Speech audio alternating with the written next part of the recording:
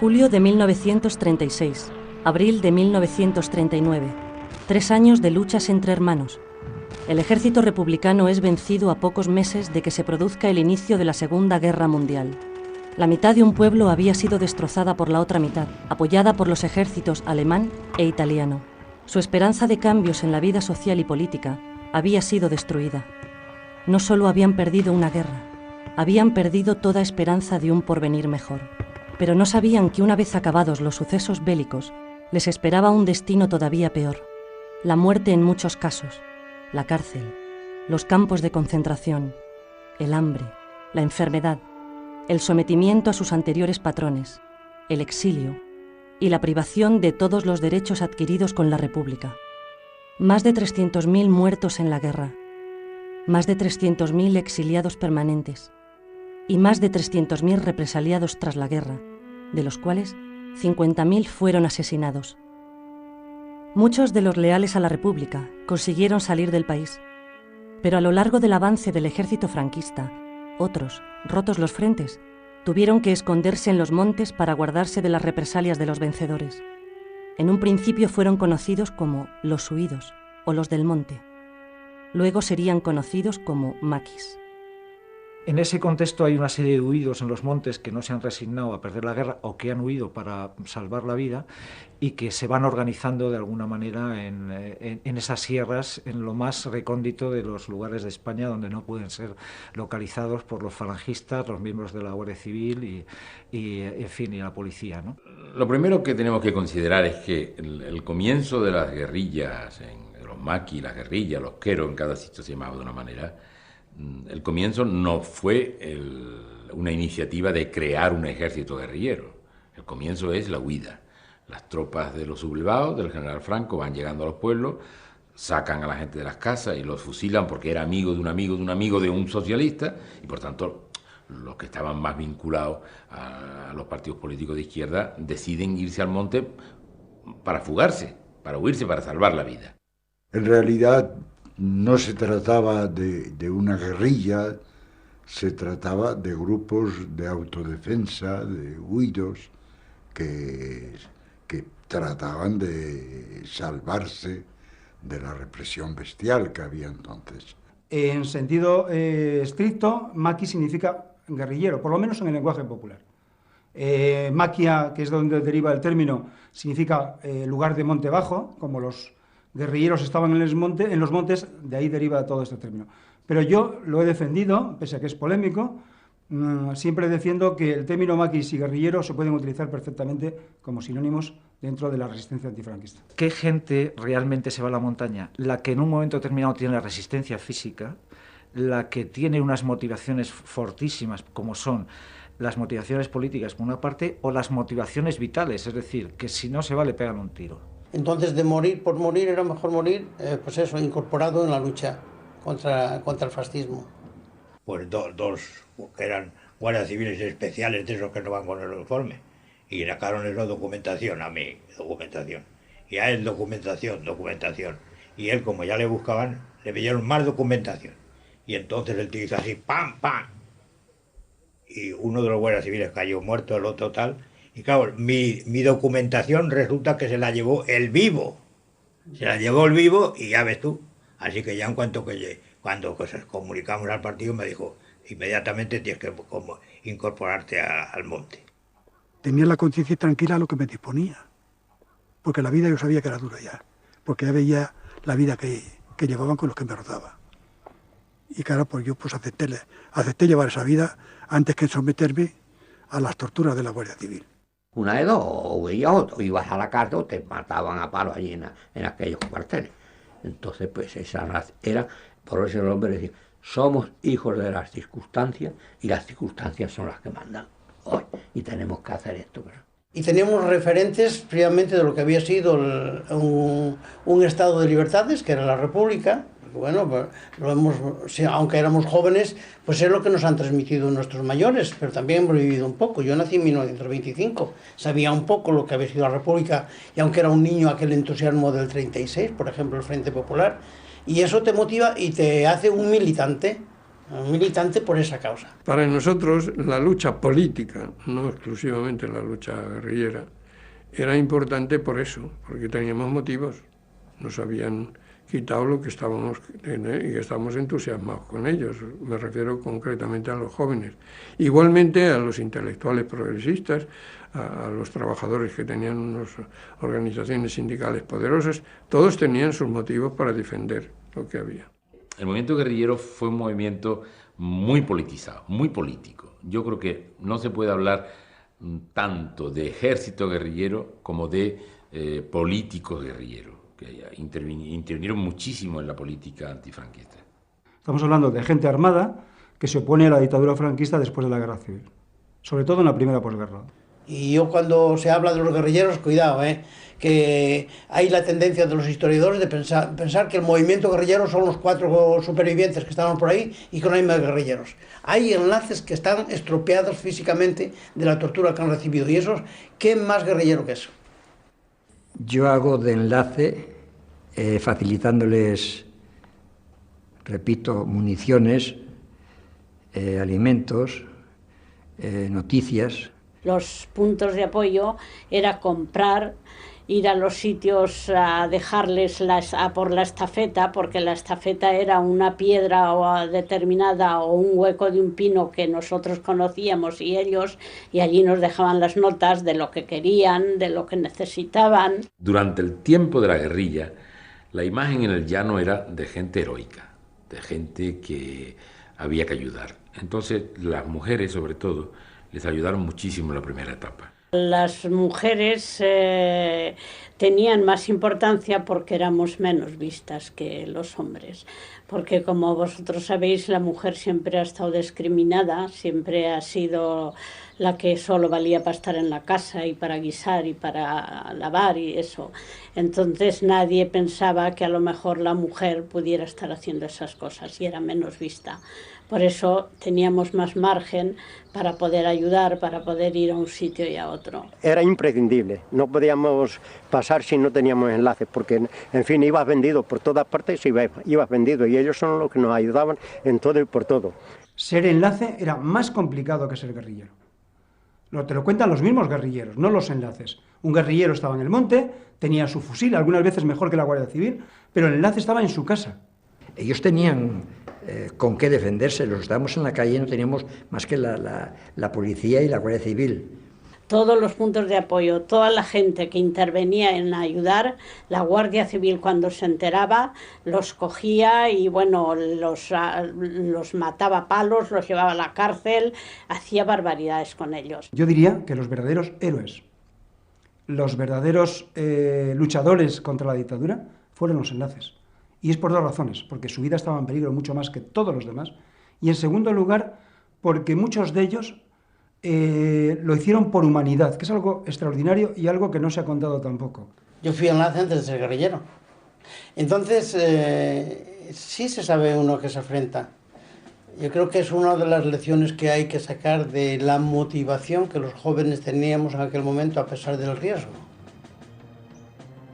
Una vez establecidos como guerrilla, su peculiar forma de lucha, basada en permanecer escondidos, dar golpes a objetivos concretos y volver a esconderse, les obliga a organizarse. Y para ello, se establecen en zonas en las que puedan estar seguros y sobrevivir. Lo que hicieron fue situarse en las zonas donde tenían apoyo en la población, apoyo en el llano, que se llamaba la guerrilla del monte y la resistencia del llano. Había una resistencia organizada también en el llano, en los pueblos. Normalmente eran zonas montañosas, pero no boscosas.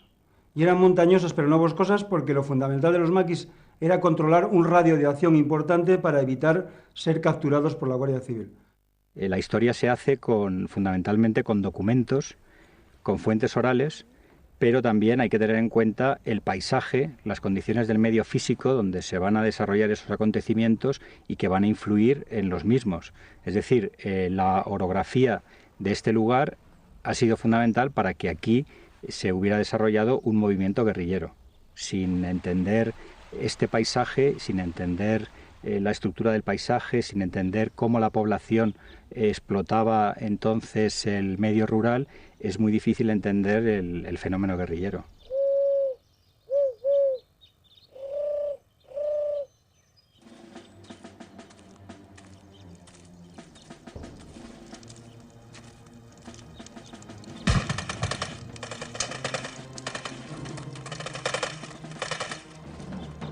Tiene un desarrollo distinto según las zonas en donde hagamos el análisis. No es lo mismo la guerrilla del norte, la guerrilla del Bierzo de Galicia, ni siquiera la guerrilla asturiana, que la guerrilla del Levante, que la guerrilla del sur, que la del centro Castilla-La Mancha, la de Gredos. Y lo que está claro es que hay un territorio guerrillero perfectamente definido en Levante y Aragón, hay otro territorio definido claramente en Andalucía, hay uno en La Mancha, Extremadura, hay otro en Galicia, León y hay otro en la cornisa cantábrica. Simultáneamente a estas guerrillas, agrupaciones, en Cataluña se va a desarrollar una lucha armada verdaderamente excepcional en tanto en cuanto rompe con la dinámica de la guerrilla rural por una parte y por otra parte porque estamos hablando de una guerrilla cenetista, libertaria. En la guerrilla conviven varias ideologías, fundamentalmente la comunista, la socialista y la anarquista. La anarquista pronto se queda reducido a muy pocos efectivos y muy pocas unidades en unos puntos como es el campo de Gibraltar y sobre todo la guerrilla libertaria de Cataluña, que llega a ser urbana. Nace una guerrilla, la agrupación guerrillera de Cataluña, que nace en el 43-44, muy particular, tan particular que empezamos robando los revólveres a los serenos. Los serenos iban armados con un revólver o una pistolita. Y tal. Empiezan a darse cuenta de que ellos representan una fuerza antifranquista y que esa fuerza antifranquista la deben utilizar. Y en ese periodo, desde Francia y también desde América, el partido envía a España cuadros que tienen la misión de intentar crear una especie de ejército guerrillero. La jornada normal de una guerrilla difería bastante de la guerrilla que hablemos, tanto en el norte como en el sur, pero había cosas comunes. Una de ellas era la vigilancia. La vigilancia tenía que estar 24 horas del día. Siempre estábamos, claro, había que poner guardia siempre, teníamos guardia en eso, siempre estábamos ahí y luego pues estudiábamos, recibíamos libros. Yo con decirte que yo aprendí a jugar al... a ver si te lo digo. Al ajedrez, eso. Yo aprendí a jugar al ajedrez allí que me enseñó el que luego después cuando ya la primera vez que le gané, pegó una patada al ajedrez y ya se acabó el ajedrez. Pues un día normal, pues andabas, te cogí una nevada y donde te cogía la nevada tenías que pasar el tiempo. Tuvieras comida o no tuvieras comida, no podías andar hasta que la nieve no se marchase, para no dejar rastros, porque si dejabas rastros te descubrías, y entonces, en el momento que te descubrían eras como en la nieve cuando van los cazadores y siguen a un conejo, te cogen.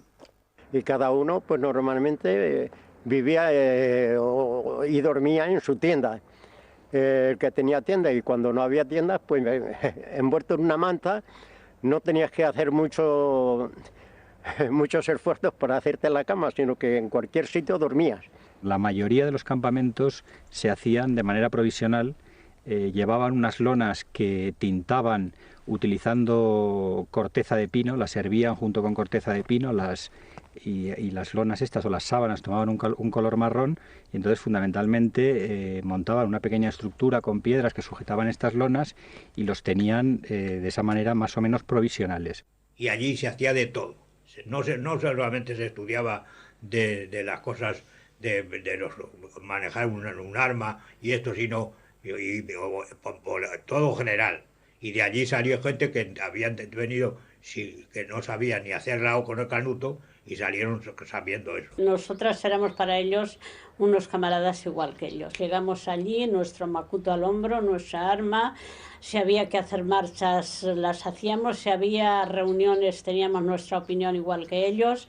Ellos nos enseñaron a que efectivamente la mujer puede ser exactamente igual que el hombre y podemos hacer lo mismo que ellos. Y en el monte había días que comíamos los madroños, que habían madroñeras. Y no se podían comer mucho madroño porque los madroños te emborrachan. Entonces, pero como no había nada y estabas durmiendo y tapado con la madroñera, pues te echabas un madroño a la boca, porque no había otra cosa que comer, porque estabas rodeado de guardias civiles y no podías moverte. La guerrilla no tenía nada. Si la guerrilla llegaba a comprarle municiones a la propia policía. Claro, había policías corruptos que vendían municiones y se la compraban unos intermediarios para dárselo a la guerrilla. O sea, disparaban a los policías con las balas de los policías. Pero claro, era una cosa pequeña, ¿no? Como para derrotar al ejército español, con los aviones alemanes, con los tanques italianos, ¿no? La guerrilla de Levante, por ejemplo, tiene campamentos casi estables durante una época. Recibe mucha ayuda del PC, recibe emisoras, recibe mucha munición. En fin, hay un contacto directo con el partido, mientras que tanto en Asturias, en el Bierzo León, como en Andalucía, como en el centro, el contacto con las organizaciones de fuera, ya no me refiero al PC, a la CNT, al Partido Socialista, es bastante menor y recibe mucho menos ayuda de todo tipo, ¿no? Me se puso el flamón de boca que yo no podía comer ni nada. Tenía las raíces de la muela podrida. Entonces llegué aquí con todo el inflamón, no hacía nada que enjuagarme la boca con agua oxigenada. Y había uno que era de Valencia, que era peluquero, y le decíamos, el practicante le pegaba todo. Y ve la muela y dice, tira mano un alicate, y me quitó la muela. Me sacó la muela. Y después quedó una raíz, que estaba bailando ahí. Y con las pinzas del botiquín me metió y sacó la raíz que había. Y con agua oxigenada, pues, enjuagándome la boca se me curó. Y ese es el trato que se tenía en la montaña. Un poco, si tú quieres, a lo salvaje, no había dentistas. La atención médica prácticamente inexistente. Un guerrillero como es Veneno me contaba que una vez en un asalto a una masía, simplemente para intentar que le dieran comida, le descerrajaron un tiro de escopeta en la mano y él tuvo que amputarse los dedos con una navajilla, quemando, o sea, como lo que hemos visto en las películas del oeste, ¿no? A ese nivel era.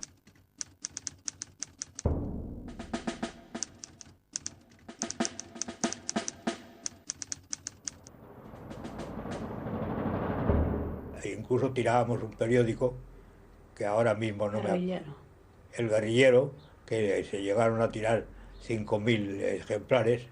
Tenían sus estatutos, sus objetivos, editaron revistas, en León se editaron revistas y luego en toda España sobre el guerrillero, hay cantidad de panfletos, muy simples, pero políticos. Por un lado, se trataba más que nada de propaganda republicana y tal. Lo que se editaba y se repartía, pues muy audazmente, ¿no? Y luego, pues nuestro deber era hablar con los campesinos y tal, y explicarles y tal. Y los campesinos, había una cosa que era interesante, y es que los campesinos, algunos de ellos, políticamente no conocían bien las cosas, pero no olvidaban que la República les había dado la tierra. Al campesino y a la mujer del campesino hay que, desde el primer momento que llegamos a ellos, hay que demostrar que somos amigos de ellos y hermanos de ellos.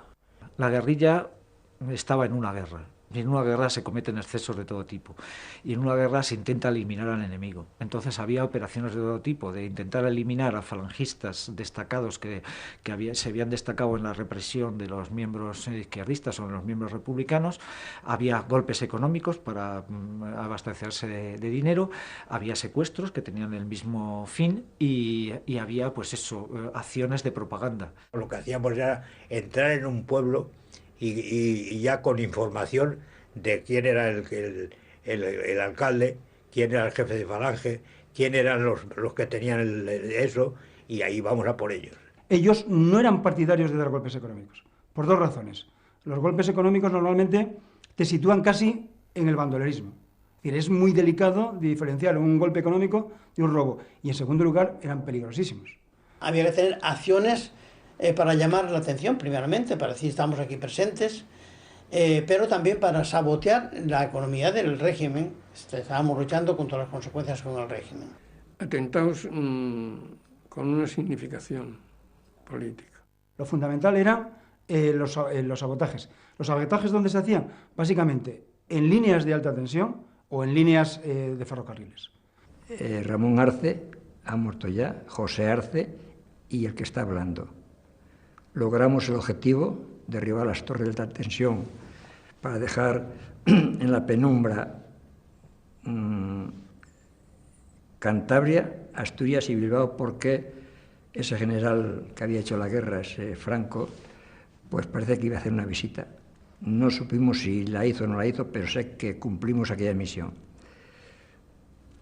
O un sucesivo fracaso, que es el monolito a la victoria del Paseo de Gracia de Barcelona, que después de intentar cargárnoslo 4 veces no lo conseguimos.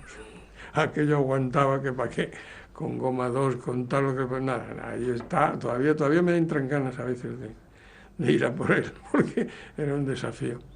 Los momentos más importantes de la lucha guerrillera en España se producen durante los años 42 hasta el 44. Y digamos el punto álgido es la invasión del Valle de Arán, cuando realmente el régimen en un momento determinado se plantea que puede sufrir realmente una invasión por fuerzas guerrilleras republicanas. En el año 44, el número de guerrilleros y puntos de apoyo en las distintas zonas de España alcanza las 70.000 personas. Están organizados y sus actuaciones suponen un serio perjuicio al régimen de Franco. En octubre de ese año, el Partido Comunista decide dar un golpe de mano que podría haber cambiado el rumbo de la historia. Este hecho, que fue silenciado durante décadas, es lo que se conoce como la invasión del Valle de Arán. La ubicación es la siguiente. Los españoles han participado con éxito en la lucha contra los nazis. Hay 10.000 guerrilleros en armas en el sur de Francia, republicanos, controlados por el Partido Comunista. Y los nazis están en retirada. Lo que está claro es que en aquellos momentos en Europa nadie pensaba que Franco iba a sobrevivir a su mentor prácticamente, que era Hitler. Y en ese contexto se producen las invasiones de Arán.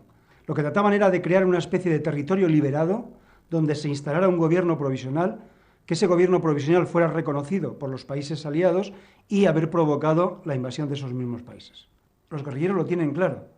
Decían, éramos miles de guerrilleros, habíamos vencido, un poco ingenuos, a los nazis, estábamos armados, algo había que hacer. Y era lógico que hubiera ese estado de ánimo en los combatientes. Lo que me parece que había un error de cálculo eran los partidos políticos. Stalin obligaba a los partidos comunistas a hacer este tipo de cosas y ellos se veían obligados a cumplirla, pero fue una operación además de autoengaño, porque muchos de los que llegaron por el Valle de Arán creían que todos los campesinos estaban ya preparados para alzarse con ellos. No hubo ninguna reacción, una cosa completamente nada más de tropas del ejército de Franco y ellos, que acabaron con ellos en un momento. Habíamos pasado por una guerra civil absolutamente demoledora, absolutamente devastadora, en que la gente solo quería recuperarse, solo quería sacar la cabeza y vivir.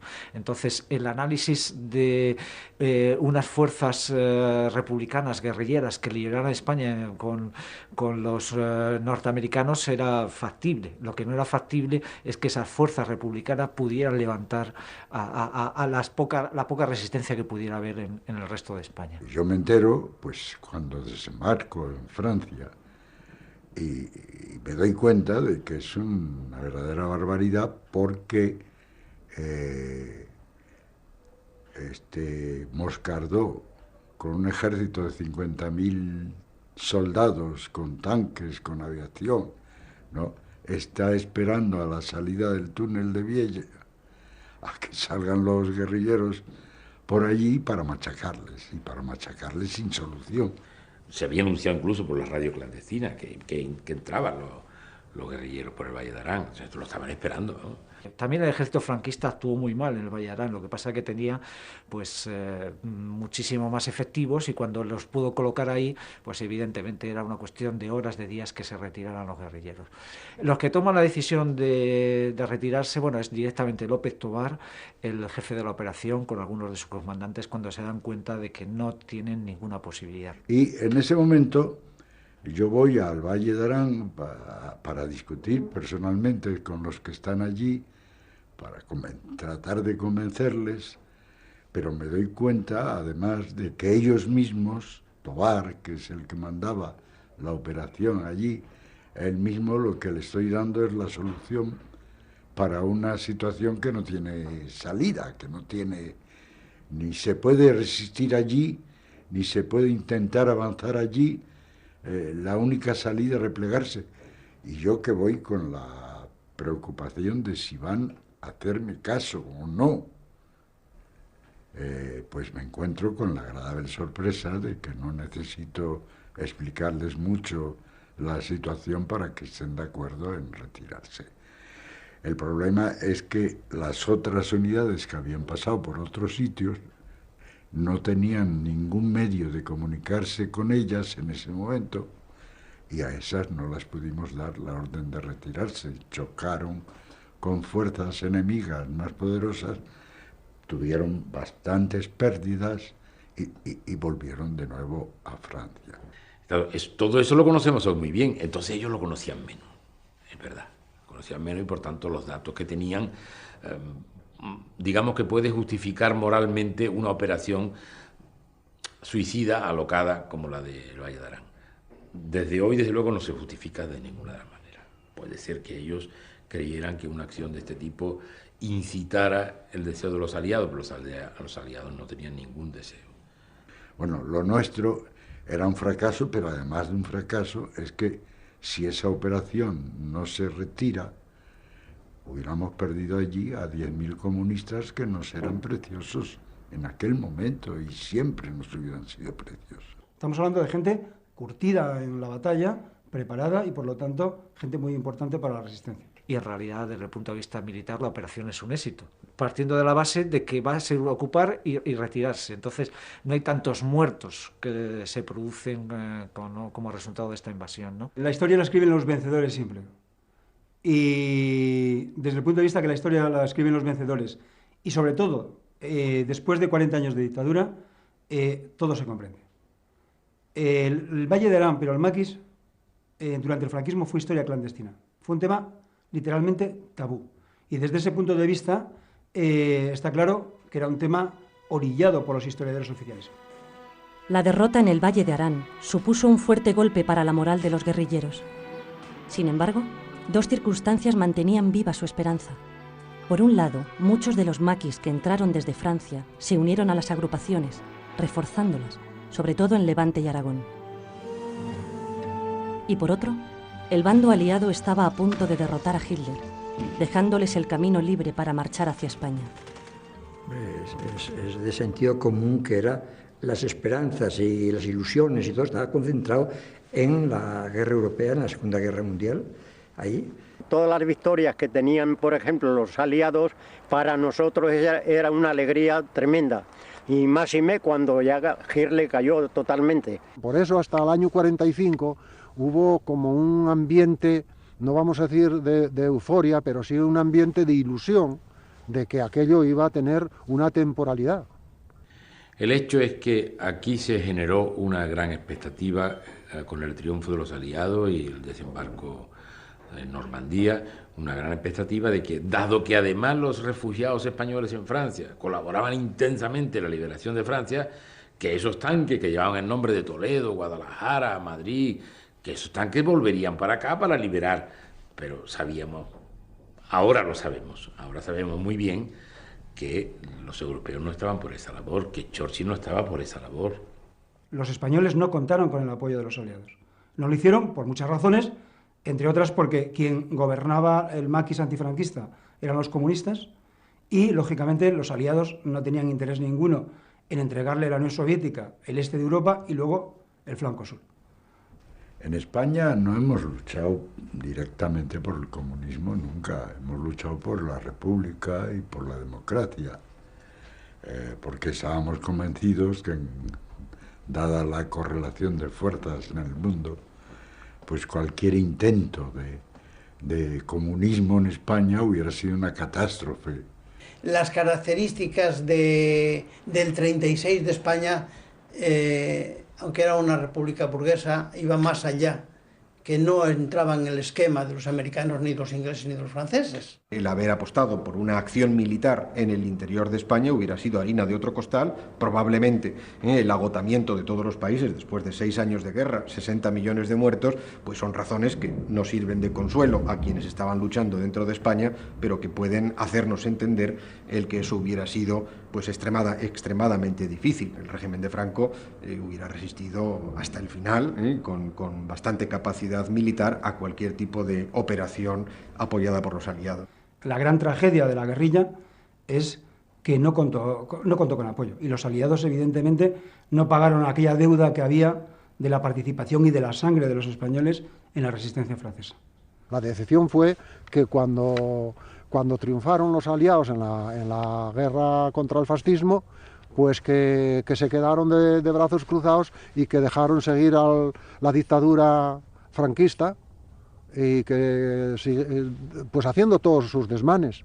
Eso fue una traición tremenda, está pendiente eso, sigue una total decepción, una total amargura. Yo ya no me fiaba de ellos y ya claro, pues me sentí, como te comprenderás, los puse verdes y de una mala leche de espanto. Yo hago una valoración muy distinta entre las autoridades francesas y una gran parte del pueblo francés. Una gran parte del pueblo francés fue una ayuda extraordinaria para nosotros. Los aliados como fuerzas de gobierno no hicieron nada por ayudar a la guerrilla. Las organizaciones políticas y organizaciones sociales sí dieron mucha difusión a los momentos más álgidos de la guerrilla. Por ejemplo, tuvo mucha difusión en Europa el asesinato en el Pozo Funeres. El Pozo Funeres en Asturias, donde tiraron a 26 personas vivas y los tirotearon desde arriba y le echaron aceite hirviendo, cal. Fue una cosa que en Europa tuvo mucha difusión, pero no por los gobiernos, por las organizaciones sindicales, organizaciones que hoy llamamos no gubernamentales, que entonces era de apoyo, asociaciones de apoyo. Sí tuvo mucha difusión, pero los gobiernos no ayudaron nada al movimiento guerrillero. Al llegar que los aliados no respondieron, entonces fue Franco cuando cogió la decisión en su mano a partir del 47 y se lanzó ya en la ofensiva descaradamente con las guerrillas y los puntos de apoyo.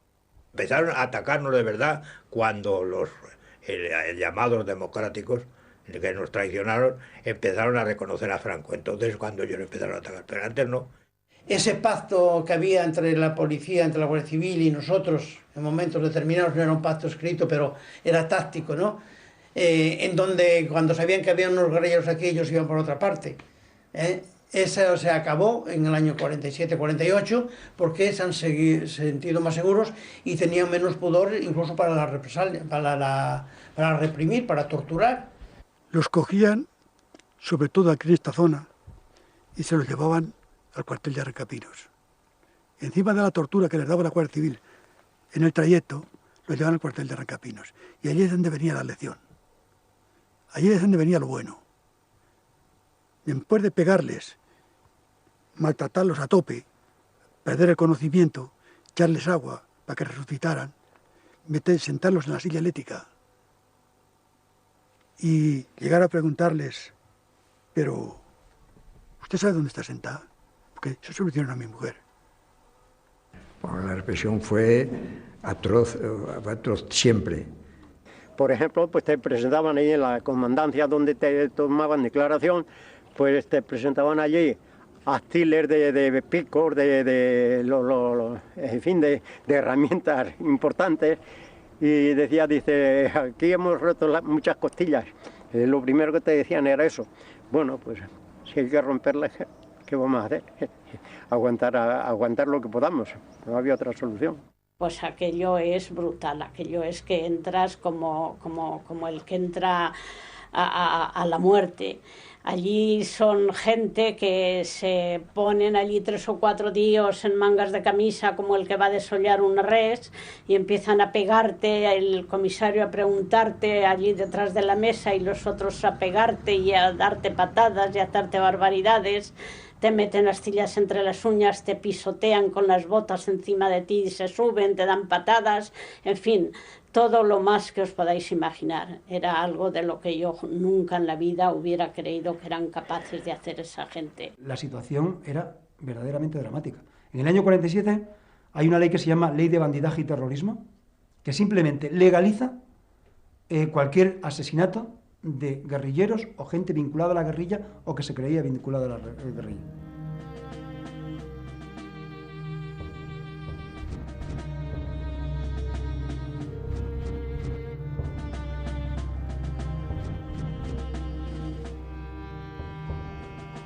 La guerrilla respondía con otro terror diferente, o sea, y en la medida de sus posibilidades, en la medida en que alguna vez tenía que impartir o, según ellos, ajusticiar a gente que se había destacado en la represión. Y entonces, pues también, claro, la guerrilla normalmente no torturaba, pegaba un tiro y los dejaba ahí secos, ¿no? Normalmente, ¿no? Un guardia civil muerto lo sustituía a un guardia civil vivo.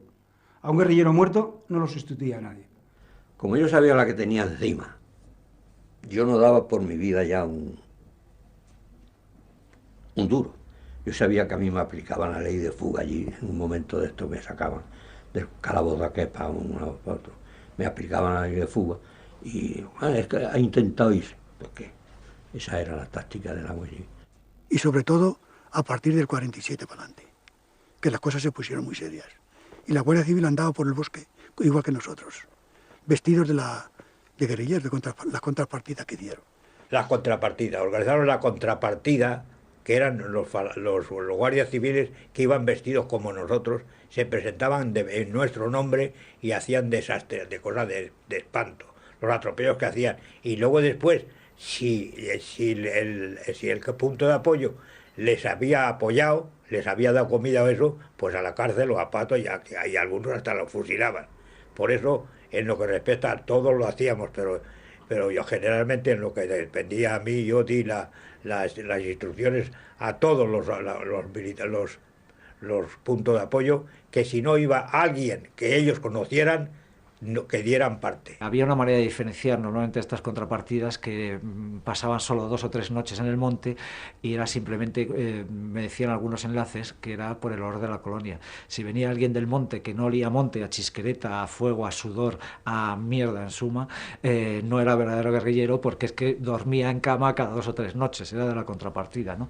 Pero salvo ese detalle que pocas veces se dieron cuenta, en realidad la contrapartida desprestigió mucho a la guerrilla, porque ya la gente que confiaba en la guerrilla no podía saber si esos guerrilleros que no conocía eran guerrilleros nuevos, si realmente pertenecían a la Guardia Civil o no, ¿no? O sea, realmente se produjo ahí una confusión que favoreció el fin de la guerrilla, ¿no? Claro, el que era descubierto, pues ya sabía lo que le tocaba, pero el que no era descubierto, pues hacía el daño lo que podía. La guerrilla muere cuando no tiene auxilio, cuando no hay apoyo y cuando no tiene esperanza. El régimen de Franco vence a la guerrilla militarmente, sin duda, porque aplica métodos de guerra sucia, por una parte, recibe el apoyo de las democracias occidentales y además cuenta con el abandono de las propias organizaciones que intentan, sí, en algunos casos salvar a unos cuantos luchadores, pero que en realidad, en un momento determinado, dejan abandonado a los grupos guerrilleros, si no a su merced, pero que no pueden hacer otra cosa, ¿no? Entonces, realmente se luchaba por la libertad, se luchaba por la república, se luchaba por la democracia y al final se luchó por sobrevivir, por vivir y por escapar. En esa intención de supervivir, engañábamos un poco a la gente, éramos demasiado optimistas, decíamos sí, hay organización y llegará un momento y Franco no puede consolidarse y tal, agitábamos al pueblo, hasta un cierto momento que ya, bueno, pues ya haces el ridículo, ¿no? Entonces se decide la marcha. Nosotros, por ejemplo, el partido tenía que haber mandado la retirada en el 48. Ya después del 48 no teníamos ya nada que hacer. Sí, en ese momento también es cuando nosotros intentamos, viendo que la lucha guerrillera ya no es el camino, intentamos sacar de España a los guerrilleros que estaban en el monte. Porque si bajaban al llano y se mezclaban, los iban a cazar y los iban a matar. No sé si se puede criticar al PC en la vía armada. No sé si es legítimo, retrospectivamente, hacer una crítica tan radical como las que se han hecho. Pero lo que sí que es cierto que a partir del año 1946 y sobre todo 1947 no tenía sentido ninguno mantener a los guerrilleros en los montes de España. Los estaban condenando literalmente a morir.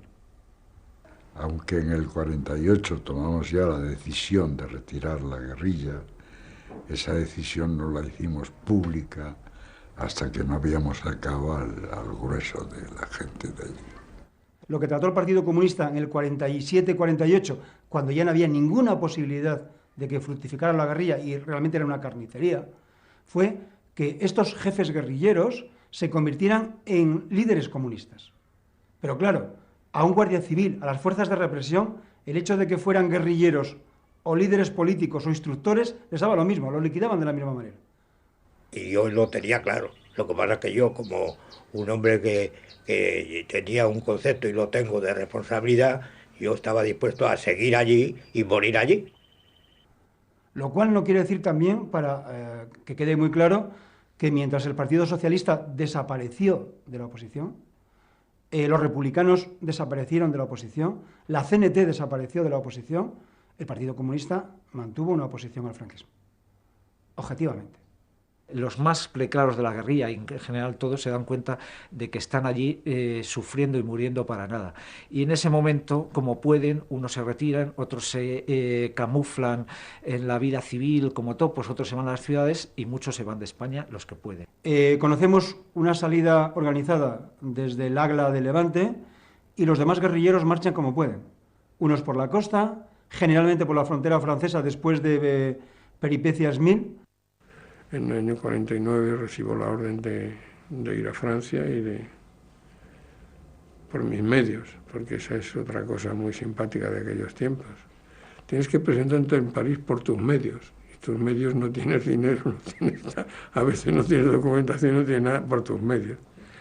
La verdad es que en la práctica se demostró que tus medios eran mucho más de los que tú suponías, porque la iniciativa que tenías que tener para resolver esas cosas te hacía salir adelante. Se montan en el barco, marchan hacia Francia y cuando, de noche, claro, y cuando ya ven tierra empiezan a gritar ¡Viva la República! ¡Muera Franco! Y tal, y estaban entrando en el puerto de San Sebastián. Con la oscuridad, no había luna ninguna, que era elegido que no hubiera luna para bajar desde el monte, no había luna, el capitán del barco no supo, y por poco se entran en San Sebastián. Cuando se dan cuenta, ¡pum!, vuelta otra vez, y ya desembarcan en Francia, van a visitar a Prieto, que estaba en la cama, que estaba enfermo, y se hace la famosa fotografía con Prieto, en la que están todos los guerrilleros.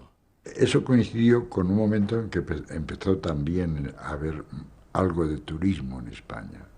Y el turismo nos ayudó enormemente, porque entonces ya podíamos pasar en un coche como franceses o como alemanes o con papeles falsos, y eso alivió mucho nuestro trabajo, porque hasta ese momento, para entrar en el interior y para superar los controles que había en el interior, que eran, pues los camaradas que pasaban tenían que andar 10, 12 días de noche por la montaña, y había algunos que estaban acostumbrados a andar y que lo resistían. Otros prácticamente les tuvieron a veces que llevar casi a cuestas, ¿no? El caso es que después he hecho viajes y veníamos con familia francesa. Eso lo hemos hecho casi todos en ese periodo. Un padre con los hijos, con la mujer, con la abuela a lo mejor, con un perro tal, y tú en medio, con pasaporte francés, como con el nombre de la familia y todo eso, lo cual facilitaba mucho el paso. Son historias sobre todo humanas, las del último periodo, y algunas verdaderamente sorprendentes y extraordinarias. Conocemos algún caso de guerrillero que consiguió salir a Francia con las dificultades que eso entrañaba, viaje en tren o viaje básicamente caminando, y después de todo ese trayecto llegaron a Francia, no fueron capaces de adaptarse a ese tipo de vida y volvieron a morir otra vez a los montes de España. A partir del 48 hay casi una retirada de todas las agrupaciones y ya queda una actividad mínima muy reducida hasta el año 65 de pequeña gente que pues en el caso de José Castro Veiga, el piloto en Galicia, el caso de Kiko Sabaté en Cataluña, el caso de Juanín en los picos de Europa, pues se mantienen ahí como los irreductibles, ¿no? No hay que olvidar que la guerrilla tiene su defunción en 1952 Pero el último guerrillero que muere combatiendo, aunque es relativo, es en el año 1965, que es José Veiga o Piloto en Galicia. Por lo tanto, estamos hablando de que durante muchos años todavía hubo presencia, aunque fuera testimonial, de estos hombres en el monte. Sin embargo, las penurias de los maquis no acaban ahí. La cárcel y el exilio fueron sus destinos más inmediatos. Después de más de 20 años viviendo fuera de su país, vuelven a una España, ya en democracia, a continuar una nueva lucha, la del recuerdo. Es un recuerdo que queda ahí mientras se viva. Olvidar no lo puedes olvidar. Mi nombre es Pedro Alcoriza Peinado. El nombre de la guerrilla me llamaban Matías. Mi edad hoy es de 83 años. Es una gesta digna de ser vivida. Incluso en esas malísimas condiciones, uno siente a veces históricamente envidia no haber podido vivir una gesta moral tan grandiosa como la que viven los maquis en el monte. Hay que tener mucho cuidado con los análisis de la guerrilla. Si lo analizamos desde hoy, sin intentar ponernos en el lugar de los guerrilleros, es un disparate. Todos fueron luchadores por la libertad, luchadores por lo que ellos creían que era lo legal, que era la república. Tuvieron una lucha a muerte contra un régimen que no ejercía la piedad con el vencido, y como lo había demostrado después de la guerra civil. Hicieron lo que pudieron. José Murillo Murillo, por mi padre y por mi madre, conocido ya primero por Río y ya por el comandante Río. Actualmente 80 años. Yo llevaba un fusil y yo tenía que defenderme, está o no, tenía que defenderme. Yo no iba en busca de nadie, venían en busca mía, y cuando me atacaban me tenía que defender. Yo no sé si la bala de mi fusil ha matado a alguien o no ha matado a nadie, eso yo no lo puedo decir, pero yo me he tenido que defender. Pero si he matado a alguien, la bala de mi fusil ha matado a alguien, no he sido yo, ha sido Franco quien lo ha matado, porque Franco es el causante de los 40 años que hemos sufrido. Las consecuencias, es Franco el responsable, no yo no. Yo creo que sería traicionar a todo mi pasado si yo tuviera remordimiento por lo que hice, o si dijera no lo volví a hacer, porque entonces ¿a qué sirvió la tortura de mi madre y la tortura de mi padre y la tortura de mis hermanos y de miles y miles de gentes que han torturado y han sufrido? Mi nombre es Francisco Martínez López, nombre de guerrilla Kiko, 79 años. Había la idea de que bueno, sí, había que arriesgar la vida y había que aceptar todos esos sufrimientos, porque ese era el precio de la victoria. Y en esa época, además, acababan de morir 60 millones de ciudadanos en todo el mundo. En España habían muerto mucha gente en la guerra y tal, y la idea de la muerte era una compañera más próxima de lo que es hoy para las generaciones nuevas que no han vivido una situación como aquella, ¿no? Yo me llamo Remedios Montero Martínez. En guerrillas me llamaban Celia. Tengo 78 años. Por todo lo que yo he pasado, pues de verdad cuando lo recuerdo me pongo furiosa. Pero aún así pienso que en las mismas circunstancias lo volvería a hacer igual. Con más firmeza, con mucha más firmeza, con mucho más ánimo. Eso lo tengo claro, lo tuve siempre claro. Me llamo Manuel de Cos, Borbolla, tengo 85 años. Mi nombre es Eulalio Barroso Escudero. El nombre de guerra mío era Carrete. Tengo 77 años. Pues me encuentro muy contento porque, en fin, dentro de lo que cabe tenemos una democracia. Que haya paz y libertad y que se respete la voluntad del pueblo. Mi nombre, Florián García Velasco. En la guerrilla me llamaban El Grande. Mi edad, pues 87, compañero, y pienso durar bastante. Yo creo que la lucha guerrillera fue una lección en ese aspecto, una escuela en la que las personas jóvenes, los niños de entonces, aprendimos que no se terminaba en el franquismo todo, que tenía que haber una lucha permanente hasta conseguir pues la libertad. Soy Pablo García Fernández, años, es mi nombre, 70 cumplidos y al salto del 71. Pero eso no se lo digáis a nadie. Es una lección de resistencia, de lucha, de ingenio, de humor incluso, porque había que tener mucho humor para soportar la dureza de la vida de la montaña, y para mí son gente muy especial. No sé qué cara le vais a poner si os digo que yo me lo he pasado muy bien. Que yo me lo he pasado muy bien. Yo he conocido la solidaridad. Yo he visto a quien la han matado, porque casi la han matado a palos, por no decir dónde estaba yo, y lo sabía. Yo sé lo que es las dificultades y repartirse las dificultades. Yo sé lo que es sentir por el otro como si fueras tú. Yo he estado en la cárcel y he tenido de profesor de literatura a Miguel Hernández. Me llamo Miguel Núñez González, 84 años cumplidos largos. Mi nombre es de guerra, el más reciente, Saltor.